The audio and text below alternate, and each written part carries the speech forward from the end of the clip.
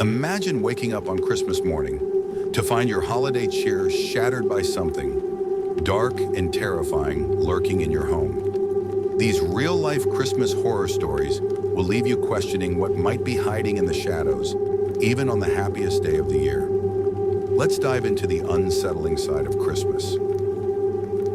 Hi guys, welcome back to the channel. Today we're sharing 3 scary real Christmas horror stories that will make you rethink the holiday magic.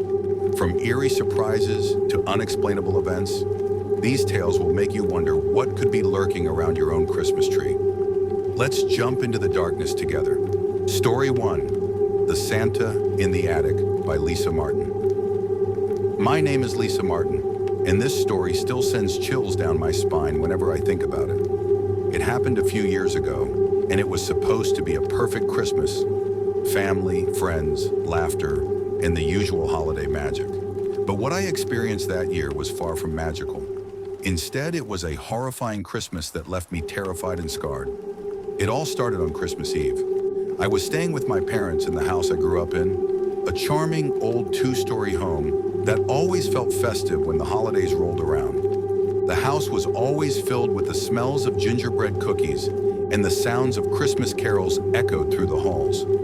That year, we had decorated the house together, the Christmas tree standing proudly in the living room, adorned with twinkling lights and ornaments. Everything seemed perfect. After a late-night family dinner and opening a few presents, I went upstairs to my childhood room to get some rest. The house was quiet except for the faint sounds of my family cleaning up downstairs. I was exhausted, but I couldn't help but feel the usual excitement of Christmas morning just hours away. The last thing I expected was for my night to take a turn into the unexplainable. Around midnight, I woke up suddenly, a strange noise echoing through the house. It wasn't the usual creaks and groans of an old house settling. This was different. I tried to shake it off, assuming it was just my imagination running wild with the excitement of the season. But then I heard it again, a soft thump, followed by what sounded like shuffling footsteps above me. I lay in bed, my heart racing. The attic was directly above my room, and I thought maybe it was just some loose items up there moving around. But there was something odd about the sound. It didn't sound like the house settling. It sounded like something, was up there. I pulled the covers tightly around myself, listening intently. The noise continued, and it seemed to grow louder as if whatever, or whoever, was up there was moving closer. I finally worked up the courage to get out of bed. I crept quietly to the door, careful not to wake anyone else. My parents' bedroom was just down the hall, and I knew I had to be cautious. As I stood in the hallway, the noise from the attic grew even clearer. It was as if something was dragging itself across the floor, slow and deliberate. My heart thudded in my chest, and I felt a chill crawl down my spine. There was no way I was going to ignore this any longer. I had to find out what was making that sound. I slowly made my way to the attic door, which was in the hallway, tucked away behind a small staircase. The door was old, a heavy wooden thing with a rusty latch. The noises from above had stopped, but I could still feel the weight of the silence hanging in the air. I reached up and grabbed the latch, my hand trembling as I slowly lifted it. The door creaked open, revealing the dark, dusty stairs leading up to the attic. My pulse quickened as I stared into the darkness above me. I could hardly see anything, but I knew something wasn't right. I could feel it in my gut. Before I could make up my mind to go back to my room, the silence was shattered once again by the unmistakable sound of something or someone moving in the attic. I took a deep breath, grabbed a flashlight from the nearby table, and began to climb the stairs. Each step creaked under my weight, and the air grew colder as I ascended.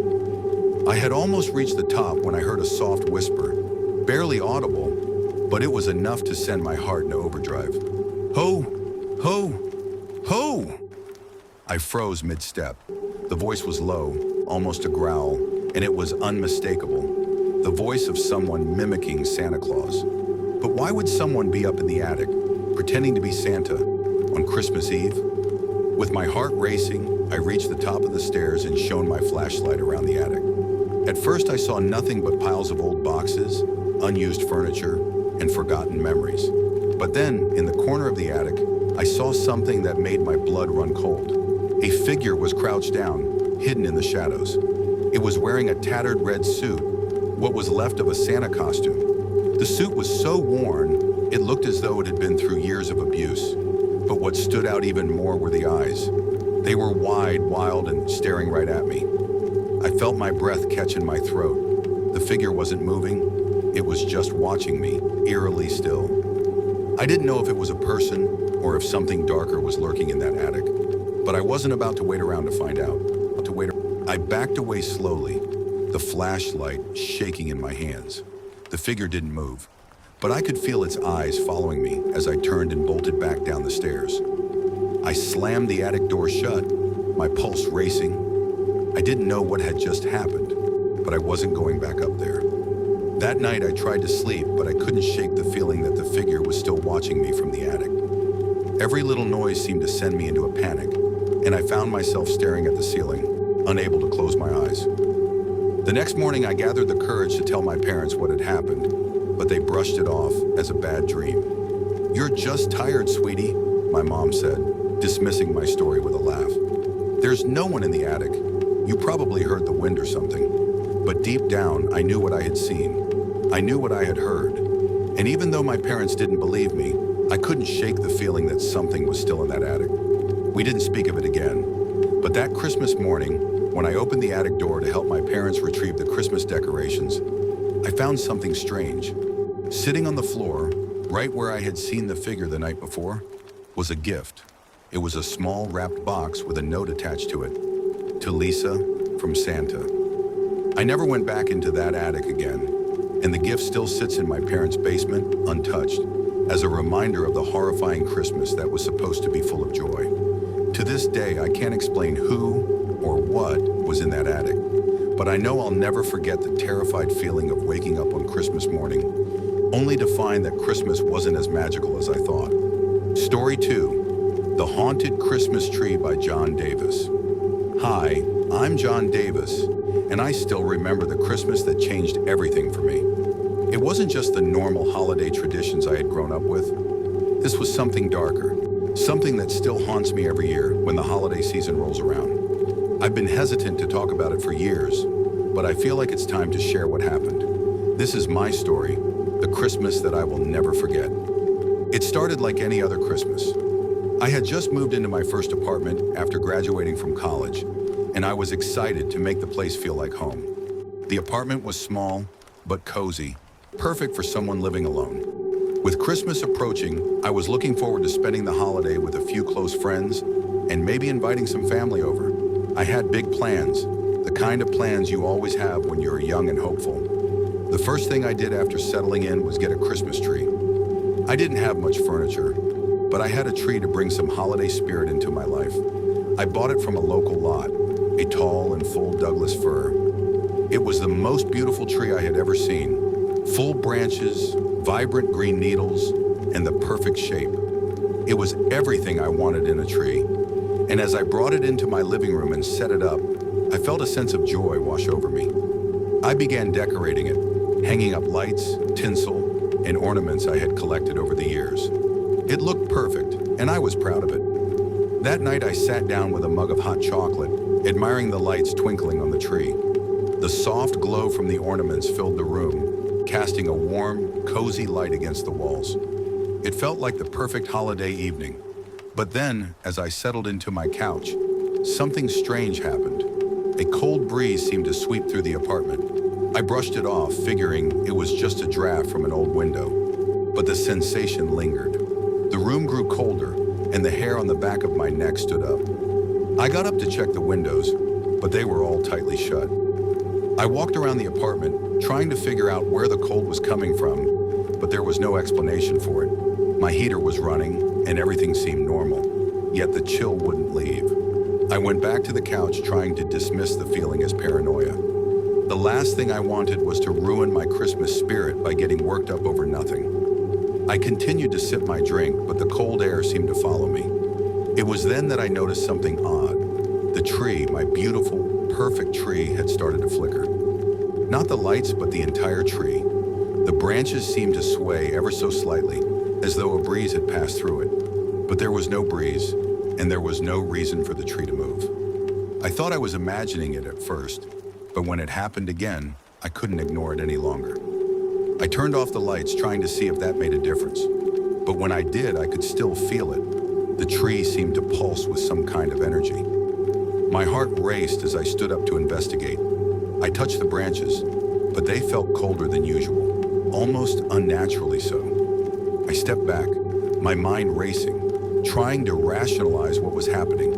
But then I heard it, a soft whisper. It was almost imperceptible at first, but it came from the direction of the tree. "Help me!" The words were faint, but they were clear enough to send a shiver down my spine.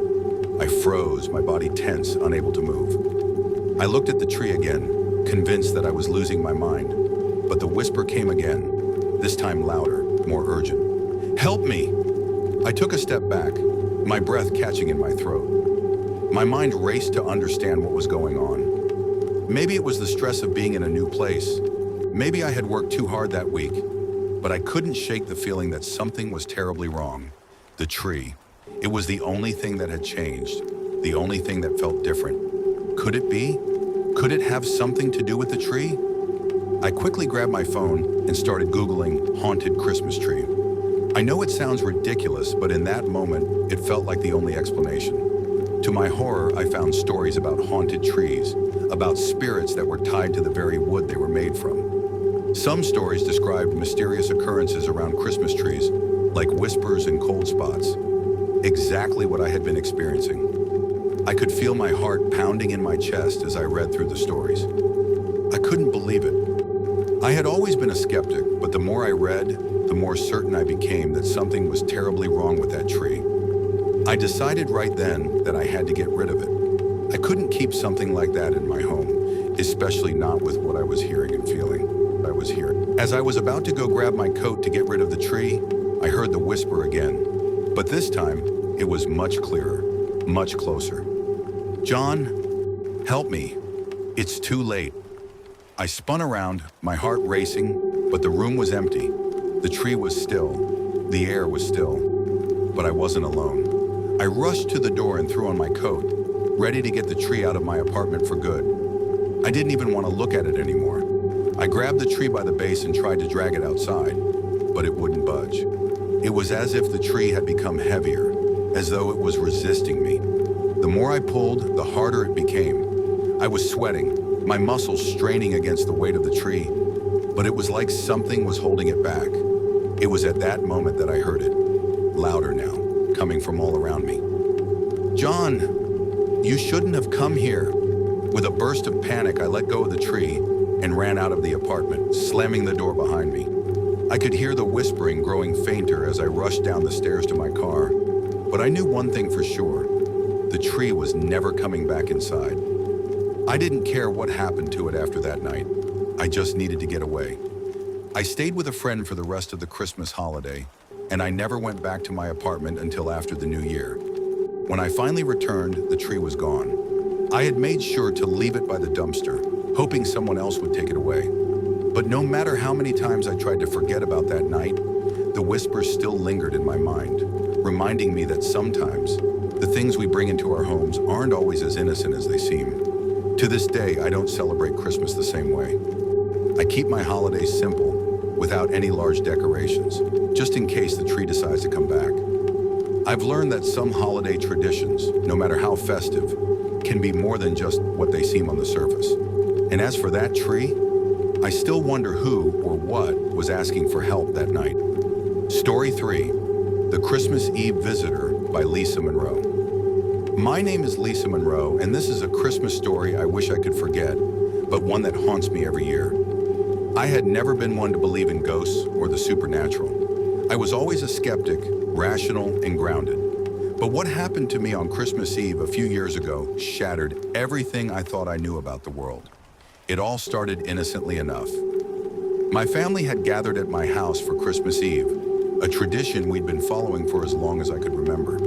The house was filled with the sounds of laughter, the smell of my grandmother's famous cinnamon rolls, and the soft glow of Christmas lights. The tree was decorated beautifully, presents stacked high under it, and the fire crackled warmly in the living room. It was the kind of Christmas everyone hopes for, peaceful, joyful, and full of love. But that night, something changed. It was just after midnight, and most of my family had already left. The kids had gone to bed excited for the morning, and my parents were settled in the guest room, ready to sleep off the excitement of the day. I was sitting by the fire, sipping on a glass of wine, reflecting on how lucky I was to have such a great family, and how blessed we all were to be together that night. I had just finished tidying up the living room, putting away the leftover food, when I heard a noise from the front door. It was a soft sound, almost like someone knocking. I paused, confused, since everyone had left hours ago. I checked my watch. It was nearly 1 a.m. Who could possibly be knocking at my door at this hour? I went to the door and peeked through the peephole. There was no one there. At first, I thought it might be a prank, or perhaps I was just hearing things. But then I heard the knock again, louder this time, as if someone was really trying to get my attention. Feeling uneasy, I opened the door cautiously, scanning the yard outside.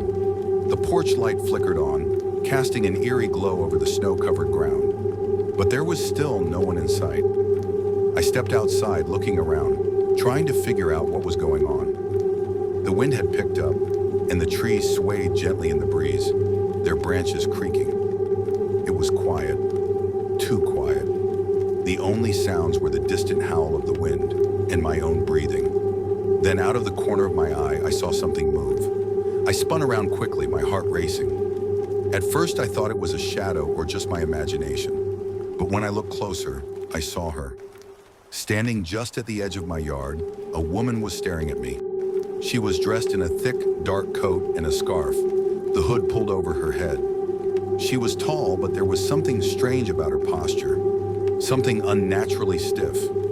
It was almost as if she wasn't moving at all, just standing there, watching me. I couldn't see her face clearly in the dim light, but there was a sense of familiarity about her that made me uneasy. I called out to her, asking if she needed help, but she didn't respond. She just stood there, unmoving, like a figure frozen in time. I stepped forward, feeling the cold air against my skin, trying to make sense of what was happening. It wasn't until I was just a few feet away from her that I noticed something even stranger.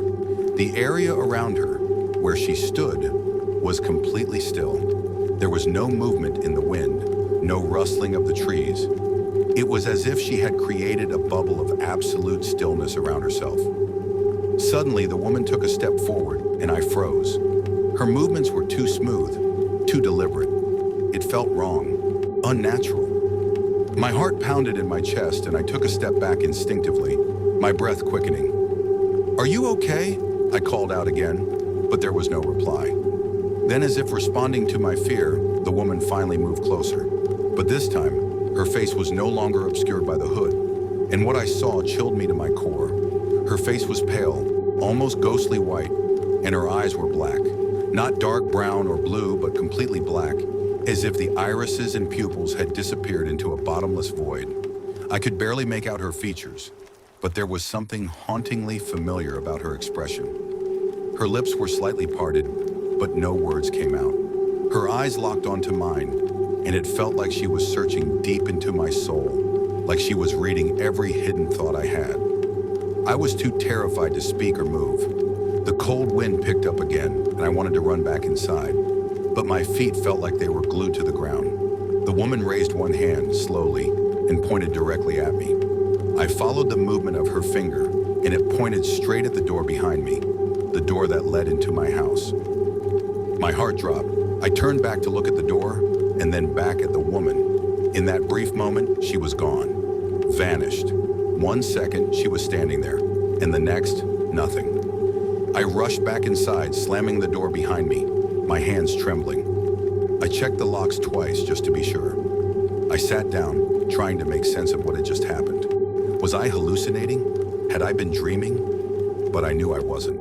I knew what I saw, and it wasn't over. The feeling of being watched lingered long after the woman disappeared. I kept looking out the window, but there was no sign of her. No footprints in the snow, nothing to show she had ever been there. Yet I couldn't shake the sensation that she was still out there somewhere. The rest of the night passed in uneasy silence.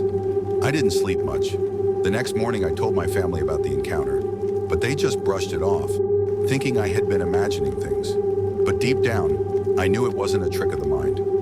The woman, whoever she was real. And the feeling of her icy presence still clings to me to this day. Every Christmas Eve since then, I can't shake the feeling that she might return. I never open the door after midnight, no matter how much I hear a knock. Some things once experienced stay with you forever, haunting you through every season, every Christmas. And now, every year, I keep one light on in my home, hoping it will keep the darkness at bay. I still don't know who that woman was or why she came to my house that night, but I'll never forget the look in her eyes, the deep, endless blackness that seemed to consume everything. Thanks for watching. If you like this video, please like, share, and subscribe to our channel for more creepy stories. Which of these true stories gave you a chilling experience? Let us know.